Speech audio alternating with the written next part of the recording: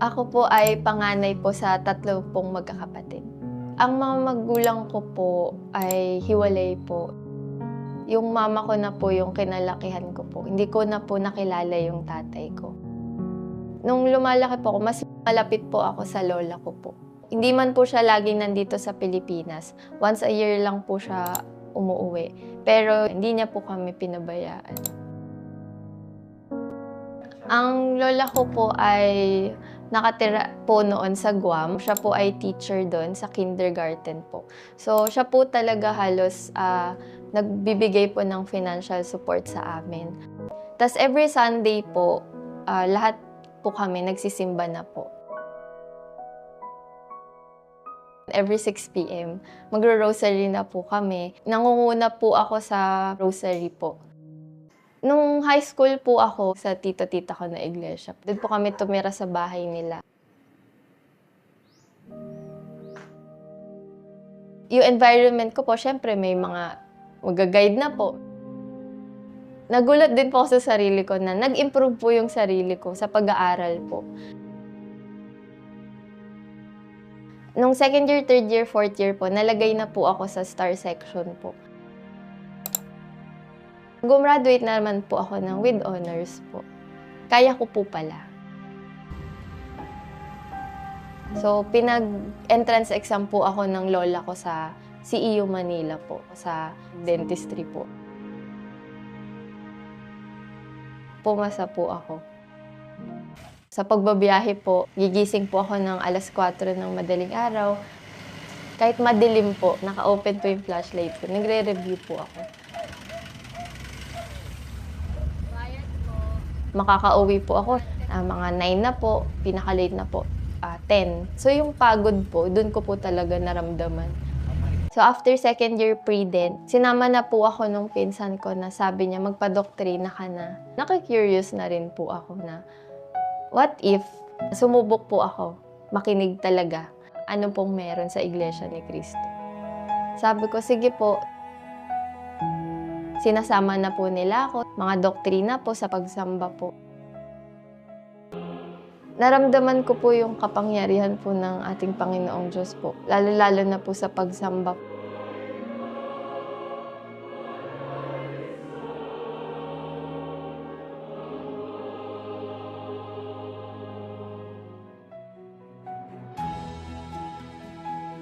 Yung mga aral po, base po talaga sa mga aral ng Biblia po. Hindi po aral ng mga tao po. Since dun po, nagtuloy-tuloy na po. Wala po kong liban nun sa pagsamba po. Hanggang sa mabautismohan po ako. Umaga po yung bautismo ko po. Sabado po yun. Meron po kasi akong pasok nun, NSTP po.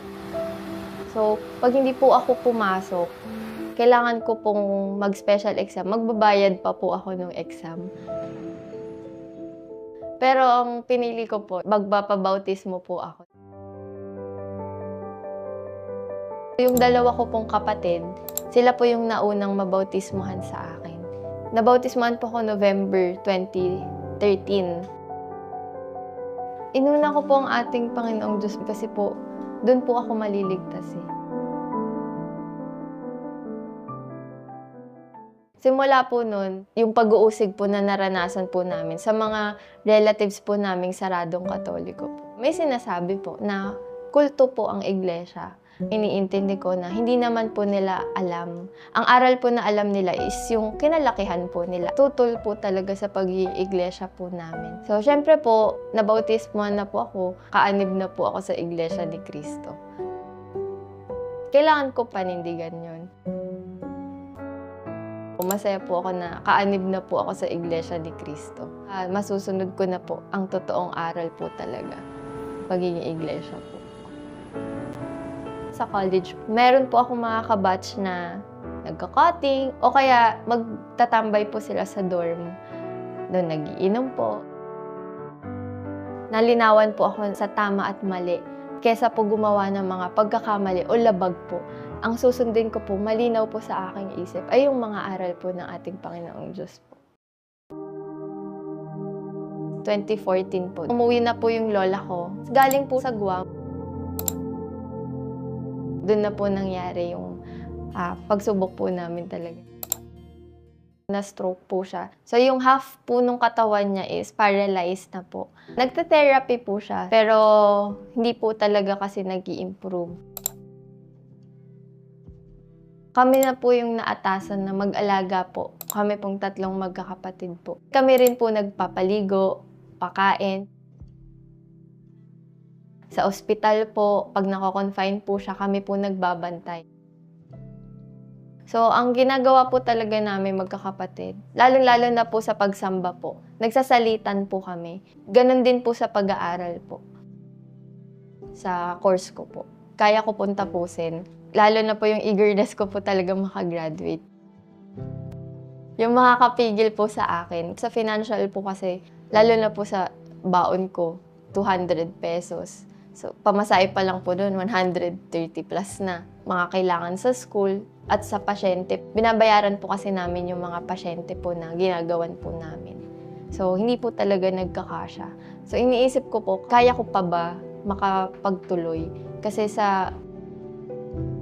wala na rin po kaming budget. Di ko na rin po alam kung saan kukuha. Nandun po yung mga kaibigan ko para tumulong po. So, minsan po pinapahiram nila akong pang-enroll, baon. Inasa ko na po sa ating Panginoong Diyos na siya na po kakampi ko sa buhay po. Hindi ko po talaga pinabayaan yung mga pagsamba ko po kasi doon lang din po ako kumukuha ng lakas. Doon ko lang din po nalalabas lahat ng mga problema ko pong nararanasan noong mga panahon na yun.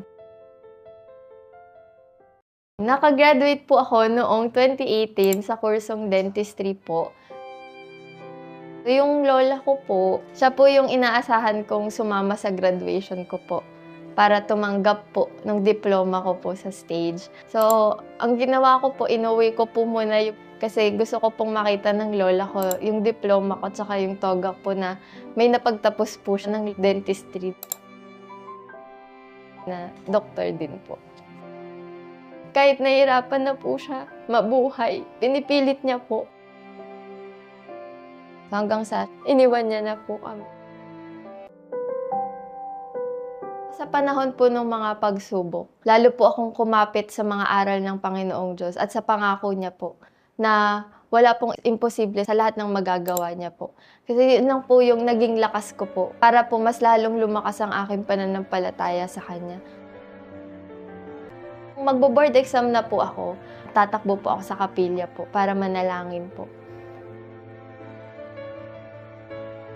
So, 2 po yung exam po namin tinitake. Isang theoretical, tsaka isang practical exam po. Kahit onti lang po yung time ko para mag-review, nag-board exam po agad ako ng theoretical. Yung theoretical, napasa ko po. Sobrang saya ko po. Sabi ko, isa na lang. Pero yung practical po, hindi ko po napasa. Malungkot po talaga. Lalo na nalaman nyo yung mga kasabayan nyo, pumasa po, tas ikaw hindi. Hinintay ko po yung susunod na exam. Naghanda po talaga ako from January to May. Paulit-ulit kahit sa bahay po, nagpa-practice po ako.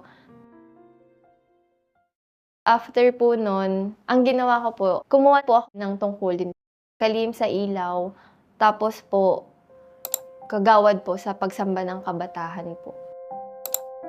Nagpakasigla po talaga ako.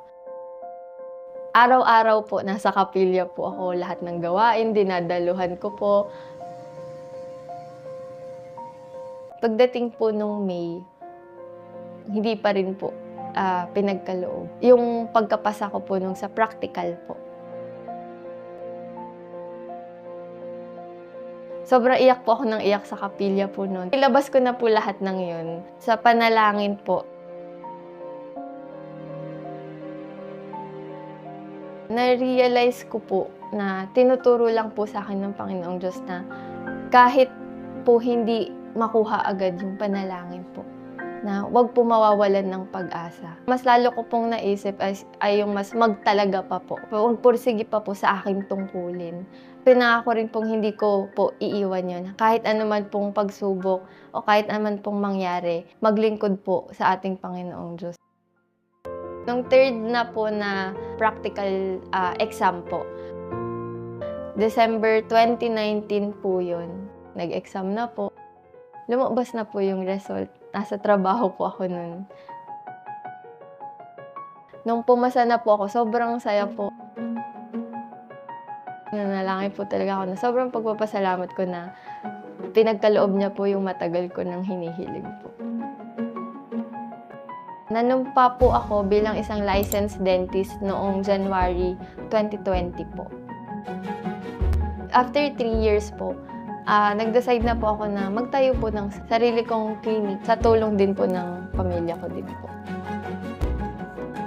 Yung kapatid ko pong lalaki, nag-aaral po bilang civil engineering po. Tapos yung bunso po namin o pangalawa po, nag-aaral po bilang isang nurse sa New Era po. At may tungkulin po sa kalihim ng kaligtasan po. Gayon din po sa pagsamba ng kabataan po. Mas tumatag po ako. Kung meron man po akong matinding pagsubok na pagdadaanan pa, ititiwala ko po ang lahat sa ating Panginoong Diyos.